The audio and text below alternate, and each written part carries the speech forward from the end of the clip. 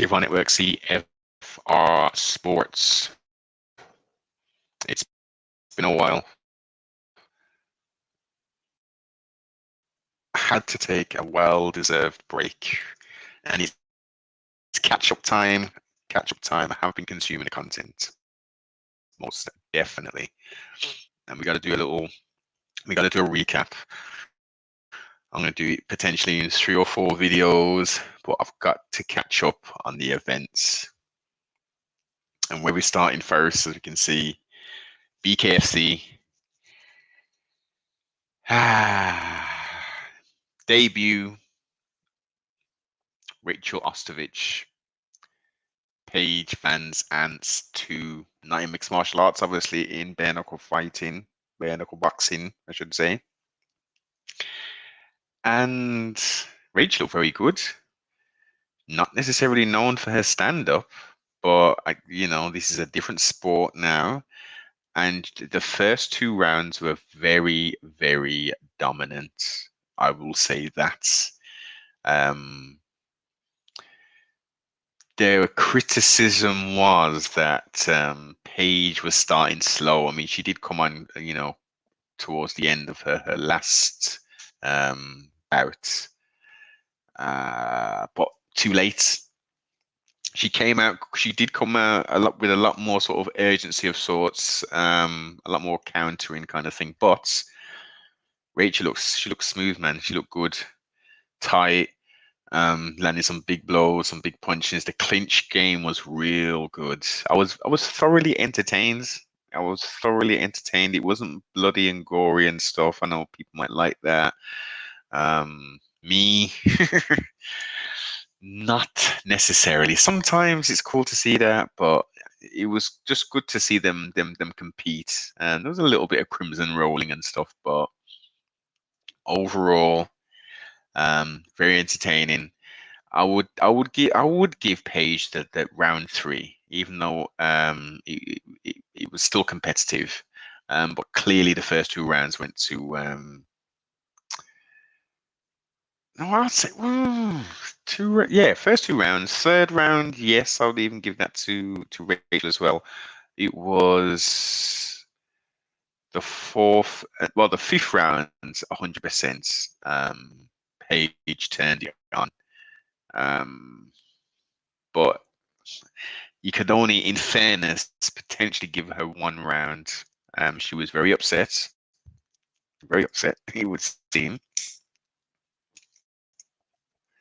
And left the stage, I should say, very abruptly. So that was disappointing. I would like to have heard a response kind of thing after the fact. In her eyes, she clearly thought she had won. I don't think she had done enough at all. She looked a lot better, but no, Rachel clearly won that there. Britain Hart did the thizzle wiggle. Didn't go to this unanimous decision as per the main event. She stopped Jenny Savage in the 3rd round TKO. It did what it did, man. The interesting and strange but understandable thing which was done, which was to mix up the YouTuber Twitter. What is it? YouTuber artists. Well, I guess it was one artist, and then is it TikTok sensations, quote unquote, and have them fight. I mean, I think that's a pretty constructive way of settling issues, and obviously making some money at the same time and entertaining the crowds. The thing that confused me is that it wasn't bare knuckle. I mean, when this was first announced, I was a bit like, okay, it's cool that they want to compete, but bare knuckle. So they're obviously competing in gloves. The one fight I'm going to go to was the Blueface and Kane Trujillo. It was a 3-round. 3-round, 2 minutes. hats off to these people, going out to fight in a professional setting, being amateurs. I'm pretty sure all of them didn't have any flipping uh, previous experience. So, hats off to them for making the decision to do that there. I expected, just based upon the size differential and all the confidence that Blueface had, for him to have done him first or second round. I mean, 4 minutes to knock out a little dude. But Kane, hats off to Kane. He showed some heart, man. He's got a solid little chin. He was taking some blows, getting knocked all over the place. It was an entertaining bout. As I say, disappointing and disappointed that Blueface didn't put in that twerk and get him out there. The technique was good as well. His technique was good. Kane, my youth, was just he was just wilding, man. He was just wailing blows and stuff. I don't think did he jab? It was all swinging hooks, some kind of things. I don't think he trained, in essence, as in the technique and the art of boxing. I think that's pretty clear. But an overall, very much a entertaining event card. And then the crazy thing happened after the unanimous decision win is some dude came into the whatever they call it, the ring, and a scuffle ensued, and then all kind of people were jumping out, and and the commentators. It's entertaining. The whole thing, as I said, the whole thing was entertaining, man. It was kind of amateur hour of sorts, how the commentators were. But it's a young sport. They're growing. They'll build that there. They'll build. Yeah, I thoroughly enjoyed it. I was entertained. One championship Battleground, long awaited event from one championship due to government mandates in regards to the zombie apocalypse. Obviously, no events could take place, so this was the first event in I think at least a month plus, I would say even. And what a card it was. I'll just go straight to we have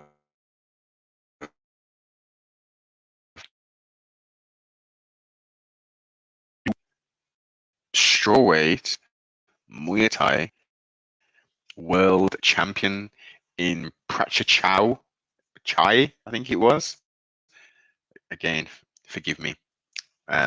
Just with this time next year, I will know how to pronounce a lot of these fighters' name, but I've never, obviously the promo gave us some understanding of who the gentleman was.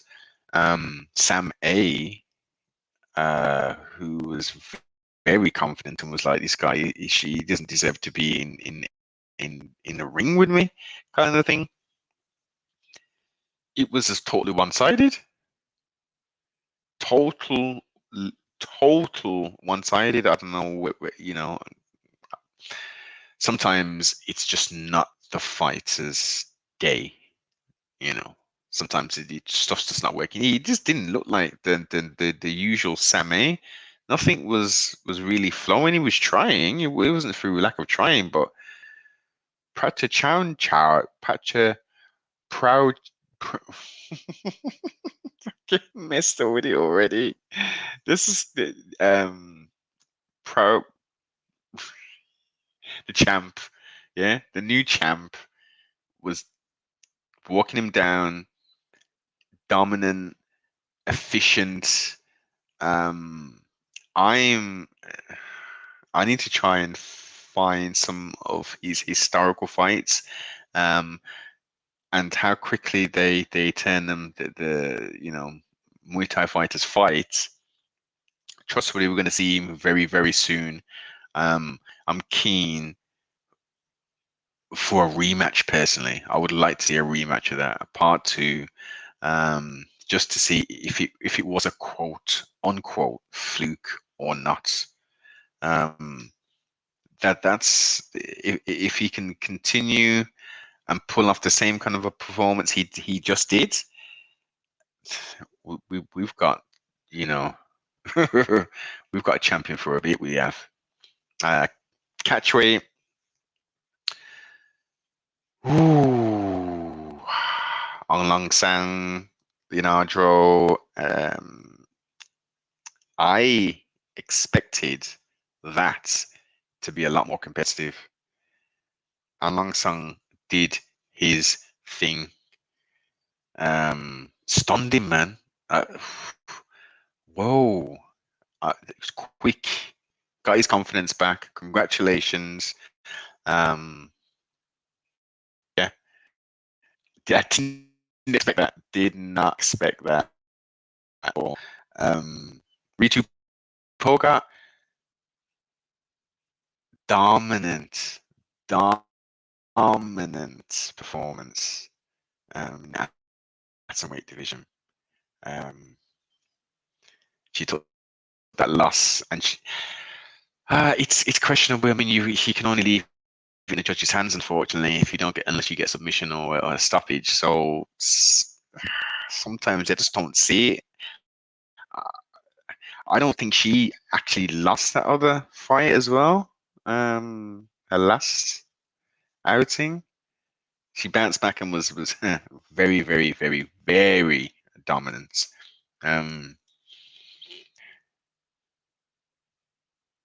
Yeah, we got some fun matchups, real fun matchups. The calendar in regards to events seems to be pretty stacked. We've got 2 events coming real soon. Yeah. The Ormond events is in about 2 weeks, I think. Or it's September, isn't it? I don't know. It's coming soon. It's coming soon. And let's go. Since I'm talking about the atom weights, Victoria Lee started off the cards aggressive. I thought the step up in competition because Wang Lu Ping, from recollection, had a lot more experience, and I thought this would be a very good test. But Victoria Lee came out hot, imposed her game plan and her will, and got the submission within the first round. Yeah, I have to congratulate the young lady. And that was a step up in competition. So like, let's do it, man. Let's see Victor. I mean, yeah, let's do it, man. Let's do it. Let's do the matchmaking and Rita. Let's match them up. Let's do it. It's a lot to ask. It's a lot to ask for the pedigree and the wrestling and grappling capabilities of Ritu. But that would be an interesting, very interesting back and forth and exchange. And the one you've been waiting for, I think a lot of people have been waiting for, Bellator 263 Patricio Pitbull versus AJ McKee. Featherweight strap. Grand Prix World Finals as well. I mean, when the Grand Prix was first announced, everyone was saying, yeah, it would be great if these two could, make their way through and meet at the end. Chances are it's not going to happen, and it happens. It happens. AJ blew through the thing. Pitbull blew through the thing. And again, a pretty enjoyable event. Let's not forget, it wasn't just the belt that was on the line. It was $1 million in prize money. Now, pardon self. AJ McKee looked phenomenal. Looked absolutely phenomenal. Technical submission after rocking him in the first round, 1 minute 57 seconds. I'm sure I heard talk of potentially AJ wanting to move up to lightweight, and I know he said he wanted to, challenge him for his Patricio for his lightweight strap as well. And I think, look, whether they run that one straight back or they go for the, the lightweight championship. So it will be the Grand Prix champion and the featherweight champion taking on the former featherweight champion and current lightweight champion. However they want to do it, it needs to be done. I had a feeling it was going to be quick. But didn't think it was going to be a submission, like guillotine, ninja choke kind of thing that was done. That was slick. Is he the pound for pound great within Bellator? Currently, well, let me rephrase that. Is he the greatest featherweight within Bellator? Yes. I mean, the run that Patricio has been on is phenomenal.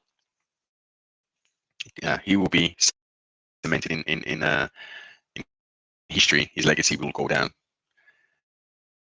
Could we put AJ up against some other organizations, for instance, the UFC? And that would be Orlovsky. What's his name again? The little short Australian fella. He's doing the Ultimate Fighter. Is it Orlovsky or something like that? I'm terrible with names. What would that fight look like? What would the fight be like between Pitbull and the UFC champ? I mean, this is what needs to be done. Instead of Bezos and all these rich folk taking trips to the outer limits of the stratosphere, hemisphere, wherever. Let's put together a like an Olympics type style event. Let's get all these champs in. Let's see what he do. Let's put all this talk and this hypothesis and this MMA math to bed, and let's do it.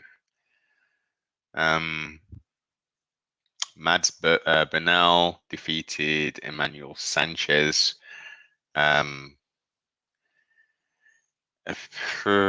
He defeated him most definitely. I don't think he had